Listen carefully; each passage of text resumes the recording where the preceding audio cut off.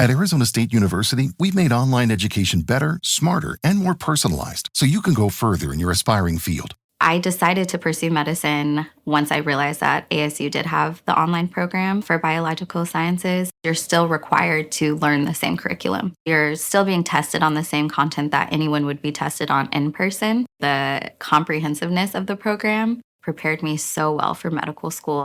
Explore over 300 programs at asuonline.asu.edu. El discurso del vicepresidente J.D. Vance en Múnich ha sido increíble. Ha dado zasca tras zasca y ha estado absolutamente demoledor con esta nueva inquisición que intenta silenciarte. Atención, porque por fin muchos no nos sentimos abandonados. Es increíble el discurso, absolutamente necesario y aterradora la cara de alguno de los participantes en la conferencia. Vamos a hablar de todo ello.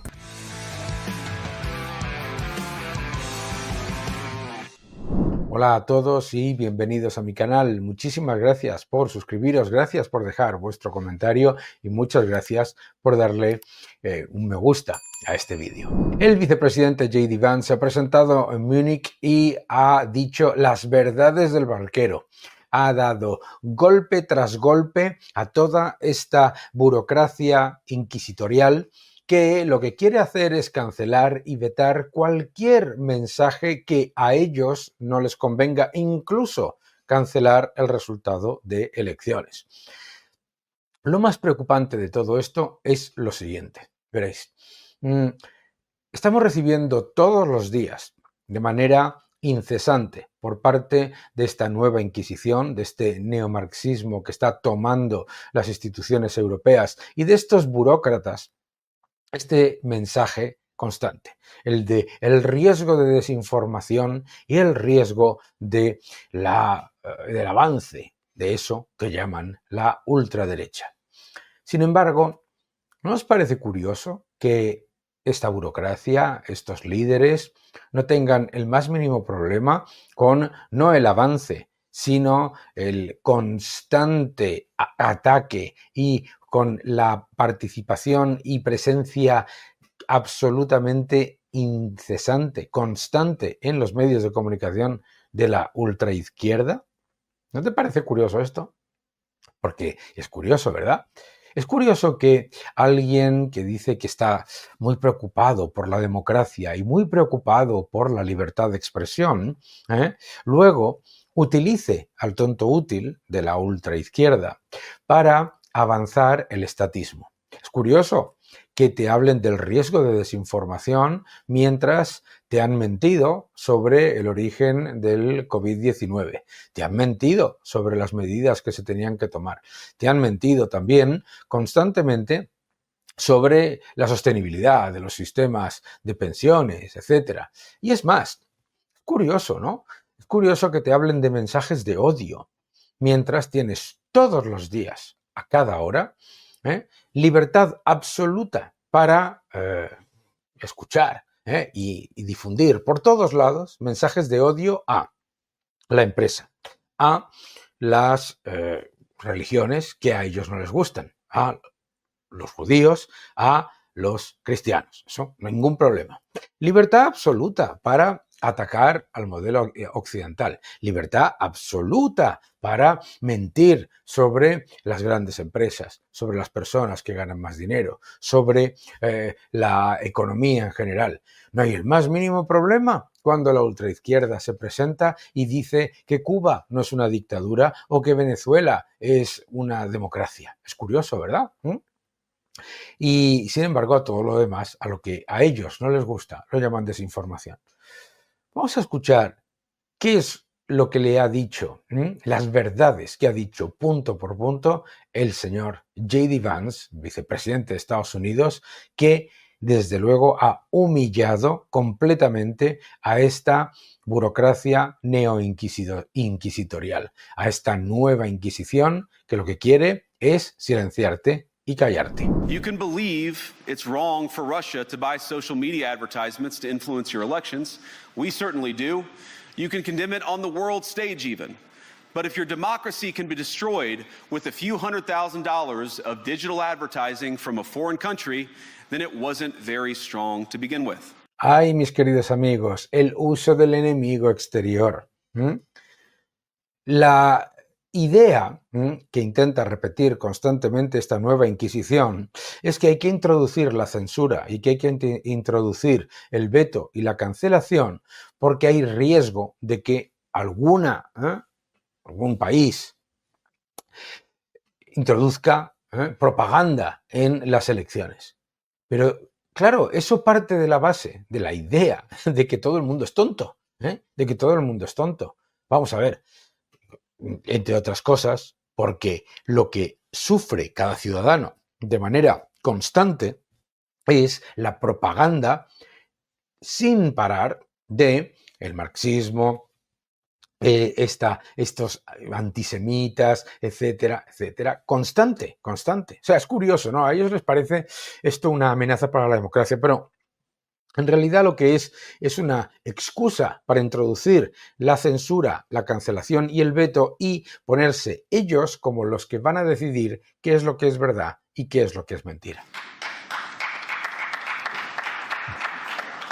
Now, the good news is that I happen to think your democracies are substantially less brittle than many people apparently fear.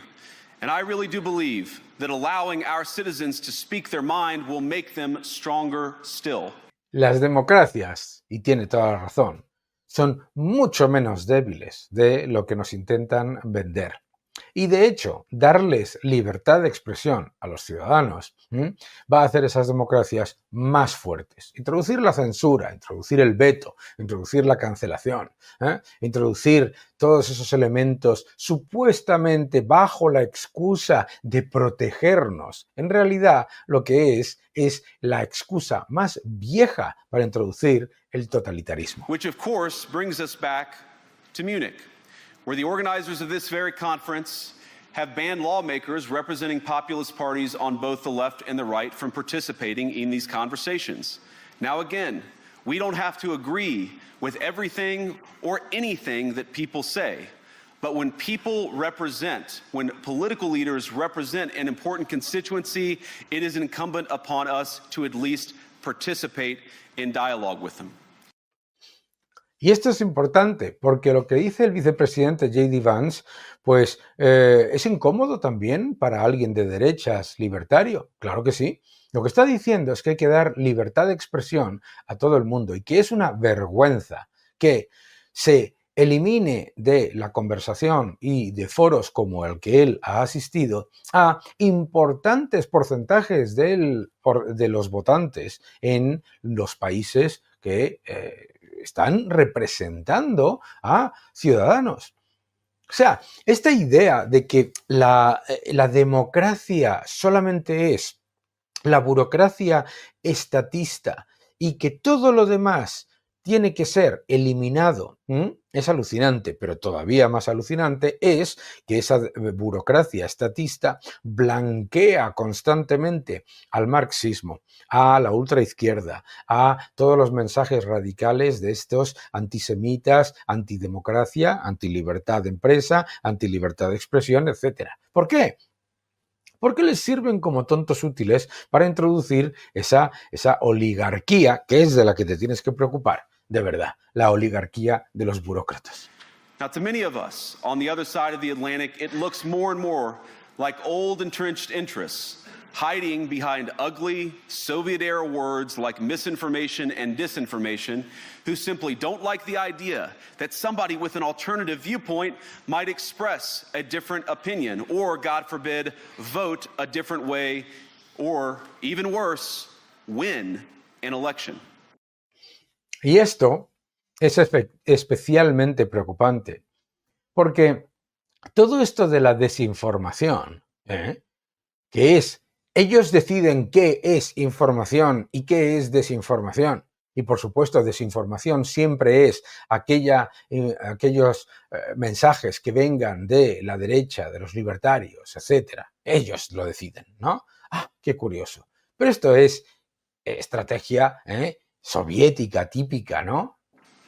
Now, this is a security conference, and I'm sure you all came here prepared to talk about how exactly you intend to increase defense spending over the next few years in line with some new target. And that's great, because as President Trump has made abundantly clear, he believes that our European friends must play a bigger role in the future of this continent. We don't think, you hear this term, burden sharing, but we think it's an important part of being in a shared alliance together that the Europeans step up while America focuses on areas of the world that are in great danger. But let me also ask you, how will you even begin to think through the kinds of budgeting questions if we don't know what it is that we are defending in the first place? I've heard a lot already in my conversations, and I've had many, many great conversations with many people gathered here in this room. I've heard a lot about what you need to defend yourselves from, and of course that's important.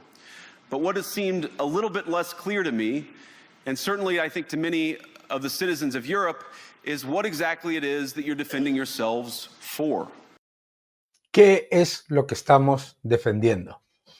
Porque claro, nos tenemos que defender de la desinformación, de la injerencia de otros países, del supuesto avance de la supuesta ultraderecha, mientras blanqueamos la ultraizquierda.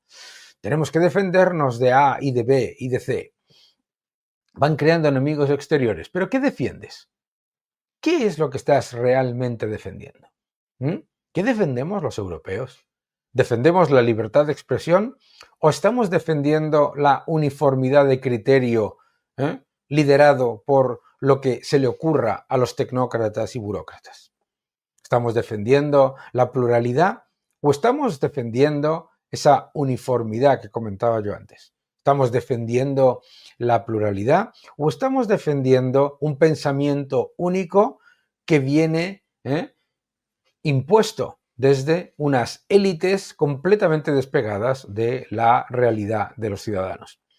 De esa gente que está en el 0,1% de la población y que se enfada porque los ciudadanos no votan lo que ellos quieren.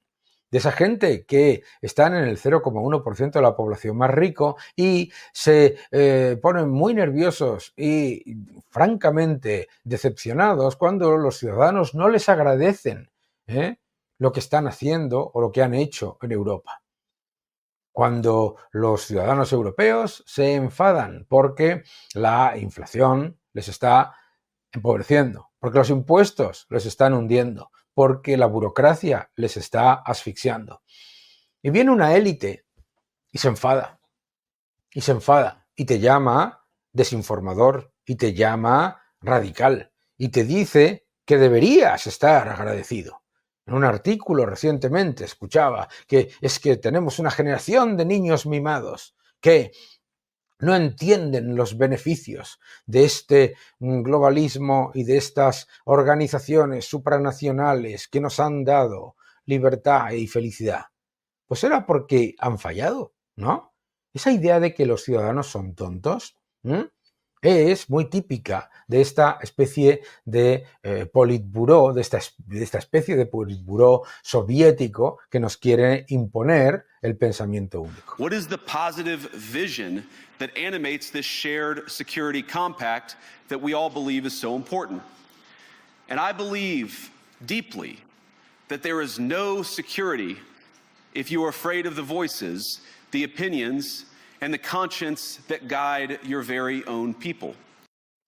No existe seguridad si tienes miedo a la voz y a la conciencia que guía a tu propia gente. Cuando decides silenciar a tu propia gente, entonces no estás defendiendo la democracia, estás defendiendo el autoritarismo. Europe faces many challenges, but the crisis this continent faces right now, the crisis I believe we all face together, is one of our own making. If you're running in fear of your own voters, there is nothing America can do for you. Si sales corriendo amedrentado de tus propios votantes, América no puede hacer nada por ti. Nor, for that matter, is there anything that you can do for the American people who elected me and elected President Trump. You need democratic mandates to accomplish anything of value in the coming years. Have we learned nothing that thin mandates produce unstable results? But there is so much of value that can be accomplished with the kind of democratic mandate that I think will come from being more responsive to the voices of your citizens. Si le haces caso a las voces de tus ciudadanos, mis queridos amigos, entonces tendrás un mandato realmente democrático. No esta especie de subterfugio de democracia en el que se calla a más de la mitad de la gente, mucha más de la mitad de la gente. If you're going to enjoy competitive economies, if you're going to enjoy affordable energy and secure supply chains, then you need mandates to govern, because you have to make difficult choices to enjoy all of these things. And of course, we know that very well in America. You cannot win a democratic mandate by censoring your opponents or putting them in jail. No puedes ganar un mandato democrático censurando a tus oponentes o intentando meterlos en la cárcel. Esto es esencial. Whether that's the leader of the opposition, a humble Christian praying in her own home, or a journalist trying to report the news.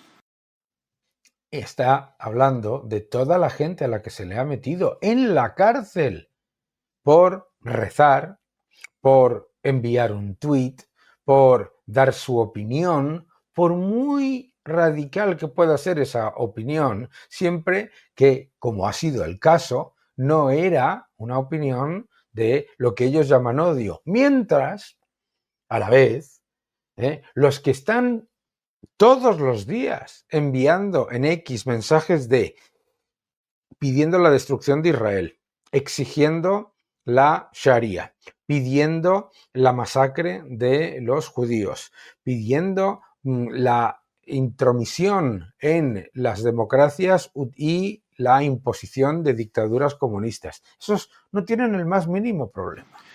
Nor can you win one by disregarding your basic electorate on questions like who gets to be a part of our shared society. And of all the pressing challenges that the nations represented here face, I believe there is nothing more urgent than mass migration. La migración Today, masiva. almost 1 in 5 people living in this country moved here from abroad. That is, of course, an all-time high. It's a similar number, by the way, in the United States, also an all-time high. The number of immigrants who entered the EU from non-EU countries doubled between 2021 and 2022 alone, and of course it's gotten much higher since. And we know this situation, it didn't materialize in a vacuum. It's the result of a series of conscious decisions made by politicians all over the continent and others across the world over the span of a decade. El problema de la inmigración ilegal masiva y negar a la gente la oportunidad de discutir y opinar sobre cómo queremos que se conforme nuestra sociedad en la que vivimos y en la que contribuimos es una cosa alucinante. Y como dice él, ha sido una política. La inmigración masiva ilegal ha sido una política. We saw the horrors wrought by these decisions yesterday in this very city. And of course, I can't bring it up again without thinking about the terrible victims who had a beautiful winter day in Munich ruined. Our thoughts and prayers are with them and will remain with them. But why did this happen in the first place? It's a terrible story, but it's one we've heard way too many times in Europe and unfortunately too many times in the United States as well. An asylum seeker, often a young man in his mid-20s, already known to police, rams a car into a crowd and shatters a community. How many times must we suffer these appalling setbacks before we change course and take our shared civilization in a new direction? ¿Cuánto tiempo tenemos que esperar para tomar las riendas de nuestra civilización, la civilización que todos compartimos? Que la inmigración legal es perfectamente maravillosa, de hecho es perfectamente válida. La inmigración es positiva cuando tiene ese objetivo común, cuando la inmigración viene a compartir valores, a adaptarse a la sociedad. No que la sociedad tenga que callarse y adaptarse y permitir el asalto a los principios y valores de una sociedad simplemente porque hay que multiplicar la inmigración ilegal. Y hay algo muy importante.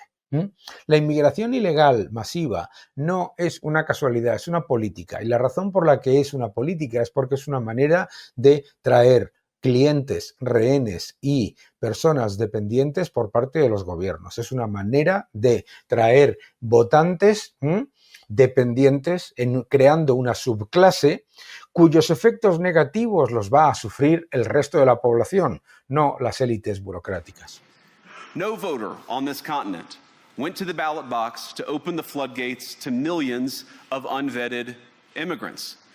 Ningún votante, ni siquiera de ninguno de esos partidos que se autodenominan el consenso, ninguno votó por la inmigración ilegal masiva. But you know what they did vote for? In England, they voted for Brexit, and agree or disagree, they voted for it. And more all over Europe, they're voting for political leaders who promise to put an end to out-of-control migration. Now, I happen to agree with a lot of these concerns, but you don't have to agree with me. I just think that people care about their homes, they care about their dreams, they care about their safety and their capacity to provide for themselves and their children. And they're smart. I think this is one of the most important things I've learned in my brief time in politics. Contrary to what you might hear a couple mountains over in Davos, the citizens of all of our nations don't generally think of themselves as educated animals. Al contrario de lo que te pueden decir un poco más allá en Davos, los ciudadanos no son tontos, los ciudadanos son listos y los ciudadanos saben lo que quieren y los ciudadanos están pidiendo que se tomen acciones serias.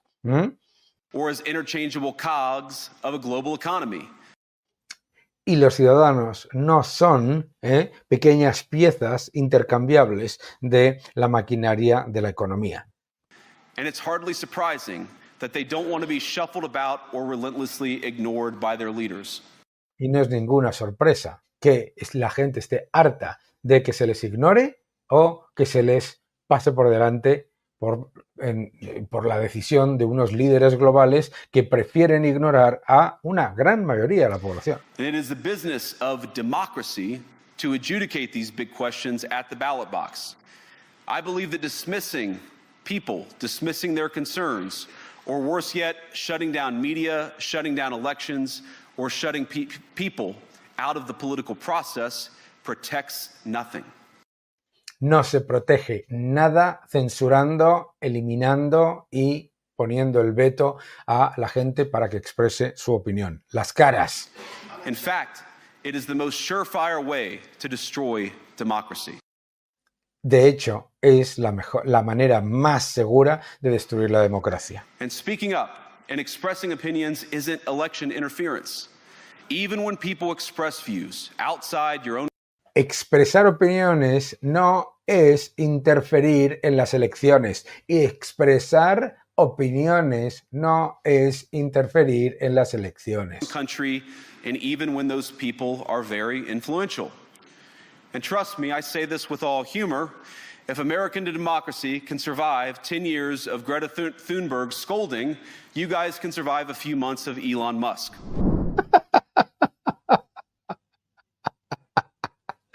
Si América puede sobrevivir a una década del rollo y de la crítica diaria por parte de Greta Thunberg, ustedes pueden soportar unos pocos meses de comentarios de Elon Musk.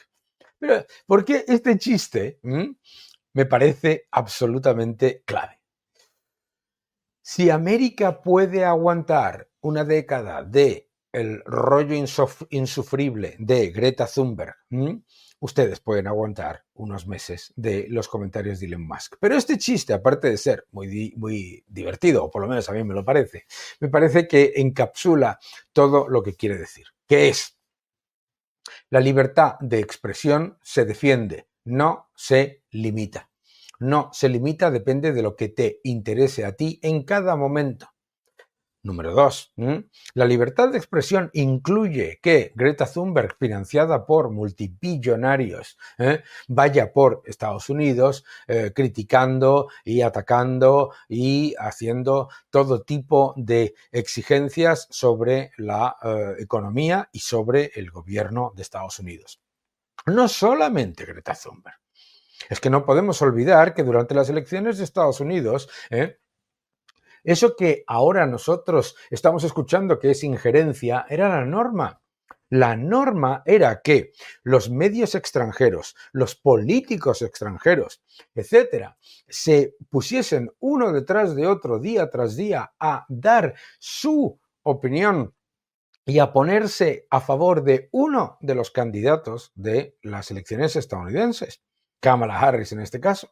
Es decir, a ver, no es injerencia que todos esos billonarios que están alrededor de los gobiernos socialistas, el señor Soros, etcétera, financien con millones y millones las campañas anti-Trump. No es injerencia tener a los grandes líderes del mundo opinando directamente, no solamente a favor de Kamala Harris, sino en contra del presidente Donald Trump. Curioso, ¿no? Sin embargo, sí, Elon Musk da su opinión personal en X sobre las elecciones alemanas, a eso lo llaman injerencia. Curiosamente, no llaman injerencia al hecho de que todos los medios de comunicación en Alemania y los medios públicos orienten constantemente su mensaje hacia la crítica salvaje y la segmentación y la etiqueta de ultraderecha y de nazi de Alternativa por Alemania y blanqueen todos los días a la ultraizquierda. Tú, que estás viendo este vídeo, estás acostumbrado a que cualquier partido de derecha sea denominado ultraderecha o nazi, y sin embargo que los que sí son de ultraizquierda, comunistas, defensores de dictaduras, de teocracias asesinas y de regímenes totalitarios, esos son progresistas. Progresistas ultraderecha. Curioso, ¿no? Verdes, dicen, ¿no? Dicen, no, es que son verdes. Ah, son verdes. ¿Y por qué todo lo que dicen los verdes incluye el caballo de Troya del totalitarismo, del control, de la eliminación de la libertad de empresa, de la libertad individual y de la libertad de expresión? ¿Entiendes? El chiste tiene todo el sentido. El chiste de J.D. Vance es absolutamente correcto. De hecho, la norma en las elecciones de cualquier país de nuestro entorno es la injerencia. La norma es que en el momento en el que parece que vaya a ganar un partido de derecha, inmediatamente todos los enormes resortes de los medios de comunicación tradicionales, de las grandes empresas, etcétera, se pongan a blanquear a la alternativa de ultraizquierda con el objetivo de que el estatismo se mantenga intocable. ¿Y por qué los medios de comunicación y los grandes capitales y los partidos tradicionales blanquean a la ultraizquierda y demonizan a la derecha? Porque en la derecha es donde tienes los mensajes de acabar con la inmigración ilegal, acabar con el exceso burocrático, reducir los impuestos y reducir el tamaño del Estado.